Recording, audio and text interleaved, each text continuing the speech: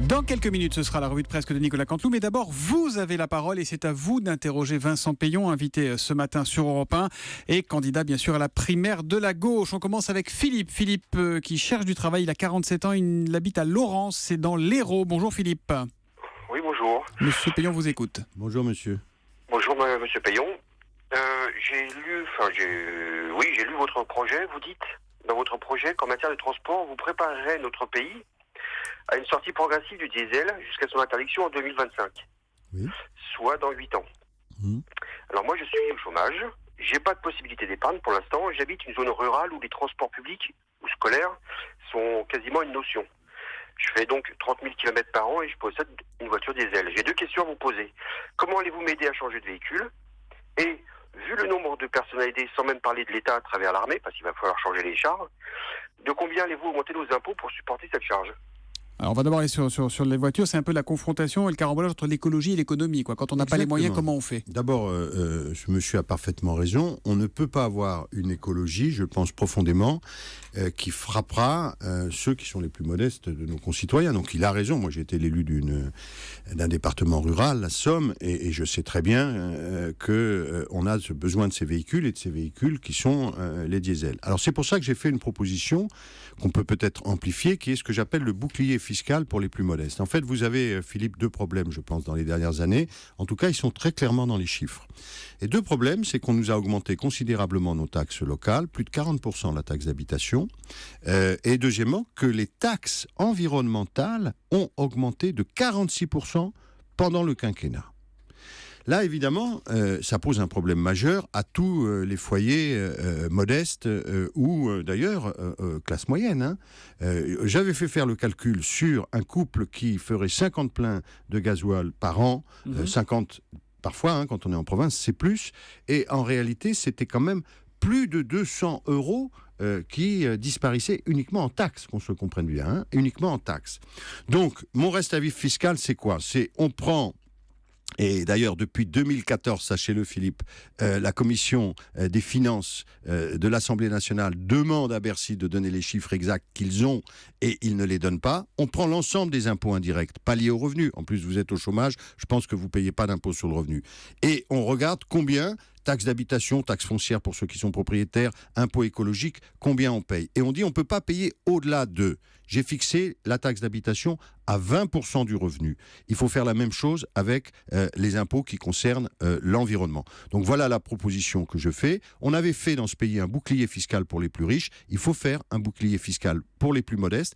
Et il n'y aura pas, je ne cesse de le dire, de transition écologique si on veut la faire sur le dos de ceux qui ont le moins. Ça ne doit pas nous empêcher quand même d'avancer sur la transition. D'un mot, si vous êtes élu président de la République, vous gouvernerez avec les Verts, avec Cécile Duflot, avec... Je gouvernerai autour du projet que je propose. Je crois qu'il faut rassembler la gauche, donc les Verts, bien entendu, mais au-delà, moi, je veux rassembler tous les progressistes. On vient de prendre un très bel exemple. Moi, je pense qu'il y a beaucoup de progressistes au-delà de la gauche qui comprennent très bien ce que c'est que la taxe d'habitation ou les taxes environnementales pour les plus modestes. Mais qui, en même temps, parce qu'il a posé une question sur qui va m'aider à financer ma voiture. En même temps, nous avons besoin de mon deal européen, de mon New Deal européen, pour avoir ces 1000 milliards qui vont... Comme aujourd'hui, ils aident déjà, vous savez, par exemple, la garantie jeune pour retrouver de l'emploi pour les jeunes, c'est payé par l'Europe, personne n'a le courage de le dire. Eh bien, la transition énergétique, y compris les aides que l'on pourra donner pour l'achat de nouveaux véhicules, ça doit aussi s'appuyer sur l'Europe.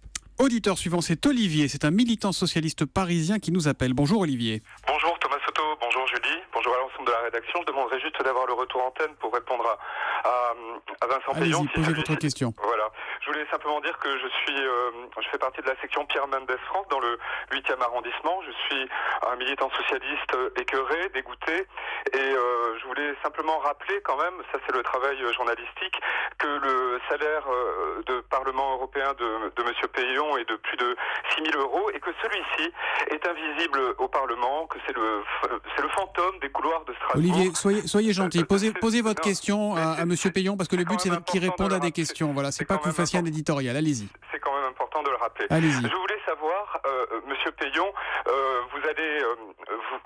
est-ce que votre candidature n'est pas là tout simplement pour empêcher, compte tenu du score que vous allez faire, qui est probablement entre 8 et 10%, peut-être un peu moins, d'empêcher les voix sociales, démocrates, sociales, libérales de Manuel Valls d'accéder au second tour et qui se retrouvera confronté à probablement à Arnaud Montebourg et pardon, excusez-moi. Donc voilà, la question en gros, c'est est-ce que vous êtes le candidat anti-Valls ? Il y a deux questions. D'abord, mon cher Olivier, vous colportez des médisances, mais j'y ai répondu pour une fois, parce que vous savez, finalement, hein, se faire toujours injurier. Donc, sur ma présence au Parlement européen, je vous incite, c'est pas moi faire de la publicité, mais je ne vais pas recommencer la démonstration, à regarder Mediapart, où j'ai amené les chiffres exacts et rappelé, puisque là, vous citez, en fait, en deuxième main, comme on disait autrefois, hein, c'est l'opinion, c'est la doxa, c'est la connaissance de troisième genre. Vous citez des papiers, d'ailleurs, vous le dites dans les termes, que vous n'êtes pas allé vérifier vous-même. Donc, vous irez le faire, et comme ça vous instruira et vous m'injurierez moins. Sur la deuxième chose, vous savez, Manuel Valls ne propose pas la proportionnelle intégrale. On peut être pour, on peut être contre. Il ne proposait pas mon New Deal franco-allemand. Il ne propose pas la politique d'enseignement supérieur et de recherche que je propose.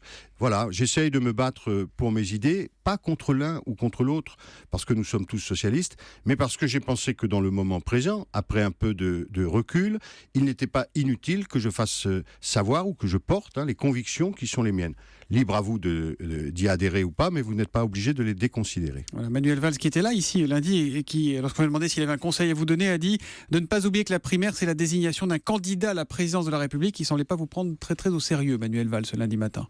Non, il était un peu agacé, je pense, après le débat.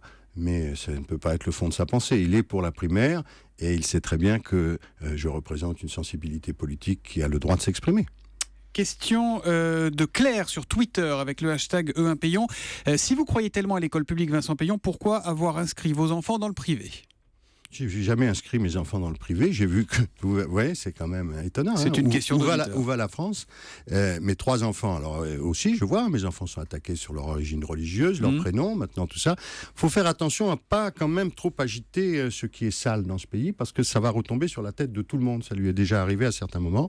J'ai une fille qui a été malade une année, et qui pendant une année a été effectivement mise dans le privé sur mes 4 enfants. Donc une année, une fille, parce qu'elle était malade. Et je vous remercie d'être obligé de me conduire à préciser ce genre de choses qui ne vous regardent en rien. Question de Jean sur Twitter qui concerne toujours votre rapport à l'école privée.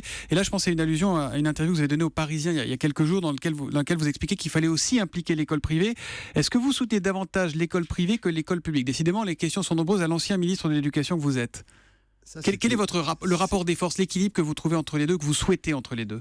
Je pense qu'il est bon aujourd'hui. Je pense que la grande difficulté française, qui pourrait d'ailleurs réconcilier beaucoup de gens qui se croient opposés, c'est cette question républicaine que les gens formulent mal aujourd'hui sur le vivre ensemble, qui est une notion un peu fadasse, mais qui commence quand même par le fait d'élever les gens ensemble et les enfants ensemble ou les élèves ensemble. Ça n'est pas le cas, c'est une de nos grandes difficultés. Donc on est dans un système, si vous voulez, où en dehors des mensonges comptables, parce qu'on ne donne pas plus d'argent aux zones d'éducation prioritaire qu'aux grands lycées parisiens, on est dans une difficulté profonde, c'est que on n'arrive pas à corriger ce qui a été évoqué tout à l'heure, des destinées qui sont façonnées par les origines sociales, par les ségrégations urbaines, etc. Bon. Tout ce qu'on fait depuis 30 ans, là j'en suis d'accord, ne fonctionne pas. Moi je ne suis pas quelqu'un qui est satisfait de l'état des lieux, qu'on se comprenne bien. Et dans cette affaire où nous allons devoir, on le voit sur les collèges là depuis 1 ou 2 ans, où nous allons devoir, me semble-t-il, nous unir pour qu'il n'y ait pas de territoire perdu de la République, pour retisser le tissu républicain, je considère, parce que ça vient de la loi Debré, je considère que le public et le privé doivent faire les mêmes efforts. Quand on dit « je vais moduler les dotations par établissement en fonction de la diversité des élèves qu'ils accueillent », c'est pas un principe idiot, ça commence à se mettre en place, on peut le faire aussi pour le privé. Je veux le faire dans le contrat et le dialogue et pas du tout dans l'imposition. Encore une question avant de retrouver Nicolas Canteloup. Ça concerne les personnes handicapées. Hier, il y avait Philippe Croison qui était mon invité à 7h45 et qui disait qu'aucun homme politique en campagne, de droite comme de gauche, ne s'intéressait aux personnes handicapées. Eh bien, Anna, vous avez une question sur le sujet. Vous nous appelez bonjour de Corsept en Loire-Atlantique. Bonjour Anna. Bonjour Monsieur Payon, je m'adresse à vous. Madame. Dites-moi, qu'est-ce que vous comptez faire pour augmenter... Enfin, je pense que c'est largement possible l'allocation d'adultes handicapés, qui est de 808 €, c'est-à-dire en dessous du seuil de pauvreté. Nous ne pouvons pas vivre avec cette somme-là une fois que nous avons tout payé, nos charges, parce que nous sommes comme les autres et nous avons encore beaucoup plus de frais que les autres. Question très Sachant concrète. qu'en plus, les CESU ne sont pas reconnus pour nous. C'est-à-dire se faire rembourser toutes nos charges, nos aides à domicile et ainsi de suite. Vincent Payon. D'abord, merci de m'avoir posé cette question, puisqu'effectivement, je présente un plan handicap. C'est l'expérience de ma vie, c'est d'avoir compris que, dans le fond, quand et c'est déjà dans l'acte d'enseignement, quand on donne, on reçoit beaucoup plus. Et là où nous avons accueilli des enfants ou des élèves en situation de handicap, j'ai toujours été très étonné de voir les parents ou les autres élèves dire « mais c'est nous qui avons formidablement progressé et appris. » En réalité, nous avons d'abord la difficulté que vous dites, madame, ce qui me permet de préciser que je suis contre la fusion, et je suis peut-être le seul aujourd'hui, dans les temps présents, de toutes les allocations ensemble, parce qu'elles ne répondent pas aux mêmes besoins, parce qu'elles ne disent pas les mêmes choses de notre solidarité. Et je suis favorable, précisément, à l'augmentation de l'allocation adulte handicapé. Mais je veux aussi qu'il y ait des plans... À combien vous la montez ? Je ne sais pas, il faudra qu'on discute, mais qu'elle soit au-delà des 808 € d'aujourd'hui. augmentée, oui. Mais je voudrais rajouter quelque chose là-dessus. C'est que, en réalité, on a fait des plans qu'on n'a pas mis en œuvre. Et aujourd'hui, je tiens beaucoup à ce qu'il y ait un plan, parce que évidemment, c'est très coûteux, y compris pour ce qu'on a appelé les rythmes périscolaires, qui ne sont pas de la charge du ministre de l'Éducation, je le rappelle, mais qui ont créé des inégalités vis-à-vis des enfants en situation de handicap, et là elles ne sont pas réglées aujourd'hui, et pour ce qui concerne les études supérieures où nous avons un grand retard en France. Merci beaucoup Vincent Payon d'avoir été avec nous ce matin sur Europe 1. Vous restez pour Nicolas Canteloup ? Avec plaisir.